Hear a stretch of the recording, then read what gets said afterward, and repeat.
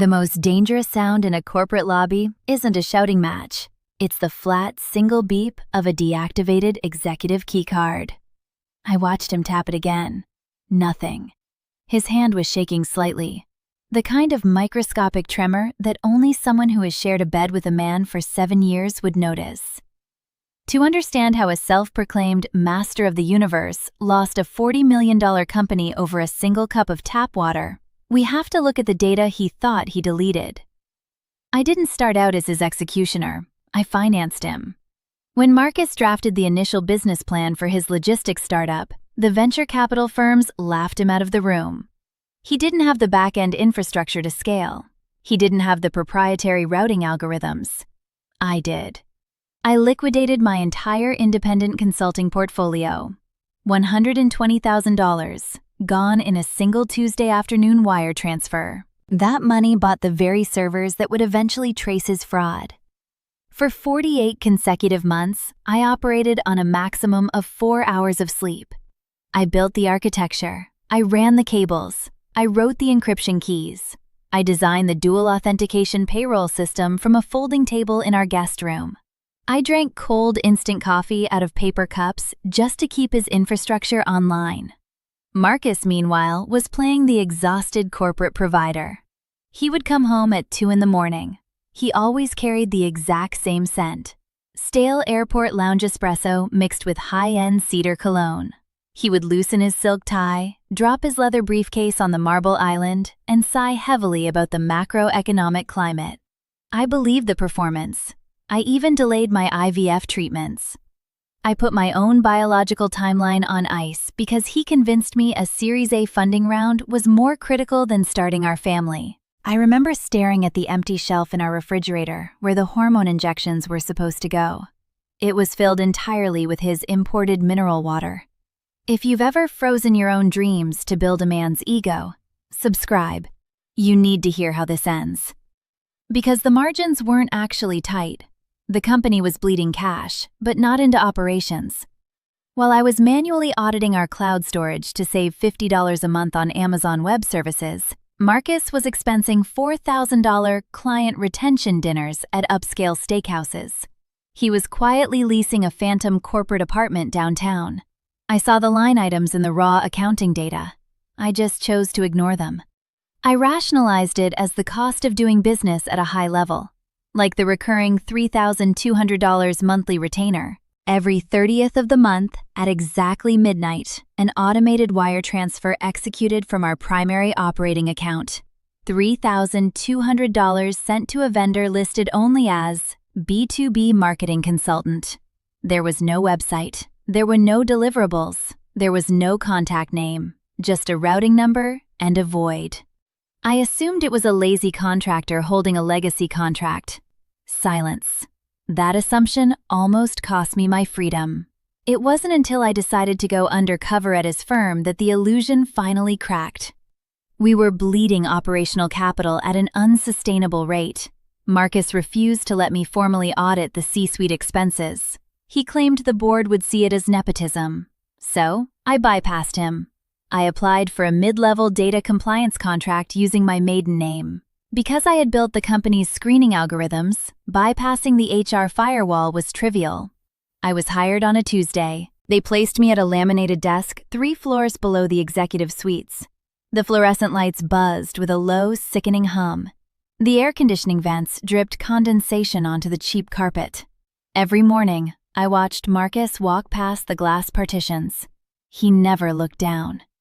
He didn't recognize the woman who built his empire disguised in a cheap gray blazer and blue light glasses. I was just another operational expense. It was a Thursday afternoon during a brutal July heatwave. I had just finished a 12-hour shift manually cross-referencing vendor IP logs.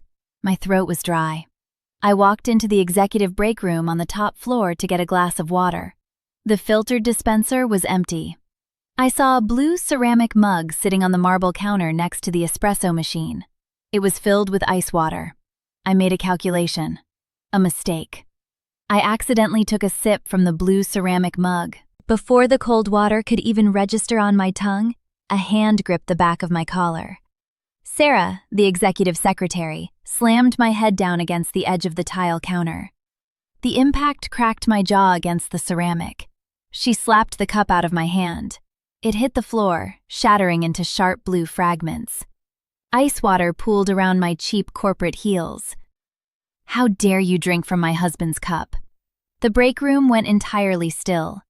The only sound was the drip of water from the counter. She didn't know I was his wife. She just thought I was a temp touching her territory. I slowly pushed myself off the counter. I tasted copper in my mouth. Sarah reached into her designer tote bag. She pulled out a thick, stapled packet of legal documents and slammed it onto the wet counter, right over the shattered ceramic. It was a decree of divorce. Marcus's name. My name. Falsified signatures. My eyes didn't widen. They didn't fill with tears. They simply tracked the data. I scanned the bottom right corner of the first page. The digital notary stamp wasn't a standard state seal. It carried a unique alphanumeric routing tag, a string of 16 characters.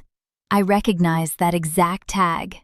It matched the IP address of the offshore vendor accounts I built 48 months ago to shield our early-stage liabilities. He didn't just forge a document, he used our encrypted company ledger to do it. Then I saw the secondary filing attached beneath it, a corporate lease agreement for the phantom downtown apartment. The guarantor listed wasn't Marcus. It was a dummy corporation registered under my maiden name. My breathing stopped. The sterile smell of the break room faded. If the IRS audited this firm, he wouldn't just lose the company. The federal liability would bypass his LLC and attach directly to my Social Security number.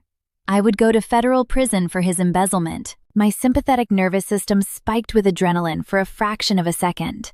My heart rate hit 130 beats per minute. The edges of my vision blurred. Then my parasympathetic system slammed it down into cold, absolute, predatory focus. My heart rate dropped to 60. The room snapped back into high-definition clarity. I was no longer a wife. I was an auditor. I didn't scream. I didn't throw the remaining ice water in her face. I wiped the blood off my bottom lip with the back of my thumb. I looked at the forged documents. I looked at Sarah's manicured hand resting on them. I walked out of the break room. I went back down 3 floors to my laminated desk. I slowly capped my pen. I aligned my notepad perfectly with the right angle of the desk. I closed my cheap corporate laptop with a soft, definitive click. I didn't use the standard employee portal to access the servers. I opened a raw command terminal. The screen went completely black. I typed in a hard-coded backdoor I programmed on that folding table in our guest room 4 years ago.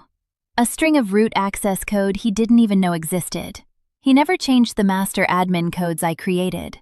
If you're currently taking notes on why you should always control your own digital assets, hit the like button right now. Line by line, the green text populated the screen. I bypassed the primary firewalls. I tunneled directly into the offshore banking ledgers. I pulled the raw routing data for the last 36 months. The $3,200 monthly retainer wasn't for a B2B marketing consultant. It was a direct automated wire to Sarah's personal checking account.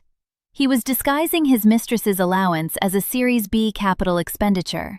Pure, unadulterated corporate embezzlement. I kept digging. I tracked the metadata on the forged divorce decree. He had generated it on his office computer, time-stamped at 11:14 p.m. on a Tuesday. The same Tuesday he told me he was stuck in a board meeting. He was fabricating a false legal reality to keep his secretary complacent, while legally anchoring all of his financial crimes to my maiden name. I documented the IP logs. I screenshotted the forged signatures. I traced the offshore routing codes back to their domestic origin points. I compiled a 400-page encrypted PDF. Every single keystroke was a nail in his coffin. I didn't confront him that night. I went home. I cooked a cedar plank salmon. I asked him how his day was. 2 weeks later, Marcus was standing in our kitchen, packing a handmade Italian leather duffel bag. He was taking a 2-week business trip to Aspen with Sarah. He claimed the new venture capital investors needed FaceTime on the ski slopes to finalize the Series C funding. I stood by the marble island, watching him fold his cashmere sweaters. "Try not to look so miserable while I'm away," he said, zipping the bag. "Someone has to secure our future while you play around on the back-end software." "Yes," I replied, "someone does." Before he picked up his bag, he slid a piece of paper across the cold marble. A routine quarterly compliance disclosure. "Need you to sign this for the board. Standard liability waiver. Just confirming you have no conflict of interest with the new funding round." I smiled warmly. I picked up my pen. I signed it. I kissed his cheek. He smelled like stale espresso and airport cologne. He shoved the paper into his briefcase and walked out the door. I didn't just sign the waiver. The moment his car pulled out of the driveway, I walked into my home office. I logged into our primary banking partner's institutional compliance portal. I didn't use a magical signature addendum. I used the raw, structural leverage of the corporate bylaws. Because I was the named corporate guarantor on the primary credit facility, the exact facility he was using to float his dummy corporation, I possessed unilateral administrative override. I attached the executed 400-page forensic disclosure directly into the bank's federal compliance Dropbox. I initiated a self-reported external fraud audit. Under federal banking regulations, that single submission triggered an automatic, mandatory asset freeze on all connected C-suite portfolios. No board vote required, no court mandate needed. The algorithmic lock engaged instantly. 14 days. For 14 days, I maintained a flawless performance of domestic peace while checking the encrypted cloud backups every hour. I didn't call him. I didn't text him. I sat in the quiet of our massive, heavily leveraged house. I watched his GPS location ping from a luxury resort in Aspen. I don't know what time it is where you're listening from, or if you've ever dealt with this exact kind of toxic arrogance. But let me know in the comments. Because what he did next defies logic. He actually tried to expense a $12,000 diamond bracelet to the frozen corporate account. The decline code generated an automated alert to my phone. I just drank my tea and coordinated the timeline with the federal agent I had been texting since Tuesday. I built his indictment while he was ordering room service. Before I show you the exact climax that destroyed his entire empire, make sure you hit subscribe. You do not want to miss how this ends. At 8:58 a.m. on Monday, Marcus stepped up to the security turnstile in the glass-walled corporate lobby. He was flanked by 3 major venture capital investors. Sarah stood half a step behind him, holding his briefcase, radiating unearned authority. He was ready to close the new funding round. He was ready to solidify his status as a master of the universe. I was parked directly across the street. The engine of my car was off. The cabin was completely silent.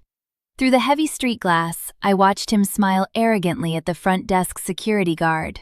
I opened my encrypted tablet. The dashboard showed all primary corporate accounts in a hard algorithmic lock. I executed a single keystroke. I revoked his building access credentials. I watched him raise his executive keycard to the scanner. I couldn't hear it through the glass, but I knew the exact tone. The flat, single beep of a deactivated executive keycard. He tapped it again. A red light flashed on the turnstile. His physiological response was immediate and devastating. Even from across the street, I could see his pupils dilating in sudden cognitive dissonance. A violent flush of cortisol reddened his neck. The security guard stepped forward, holding his hand up, asking Marcus to back away from the glass barrier. The venture capital investors stopped smiling. They watched in real time as the illusion evaporated. The elevator doors in the lobby opened. The federal agent I had been texting stepped out into the marble foyer. He wasn't smiling. He was holding the exact 400-page forensic binder I had compiled. It took precisely 72 hours for his corporate accounts to be permanently seized. 72 hours to dismantle a 4-year lie.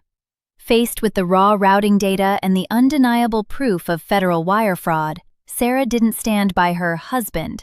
She turned on him immediately. She took a plea deal to avoid the federal embezzlement charges, trading her lavish lifestyle for a heavily monitored probation and a permanent felony record. The dummy corporation registered in my maiden name, the IRS dissolved it before the ink on Marcus's federal indictment was even dry. Because I was the whistleblower who provided the raw server logs, I was granted full federal immunity. I was legally absolved of all the engineered liability he tried to bury me under. The house is finally empty. I walked through the quiet, echoing kitchen this morning. I stopped in front of the stainless steel refrigerator. I took a damp cloth and wiped a single smudge off the metal handle. I was erasing the last physical trace of his existence in my space. I don't mourn the man. I never did. I just mourn the efficiency of the years I misallocated to a highly volatile, completely fraudulent investment. If someone can compartmentalize their reality so perfectly that their betrayal looks exactly like love, what does the person sitting next to you right now look like when you aren't watching? If you've ever uncovered a hidden account or a second life your partner was living, drop the exact red flag you noticed in the comments below. The asset recovery is complete. Check your server logs. Next week, I'll show you exactly how a silent wife dismantled a $10 million trust using only his own voicemails.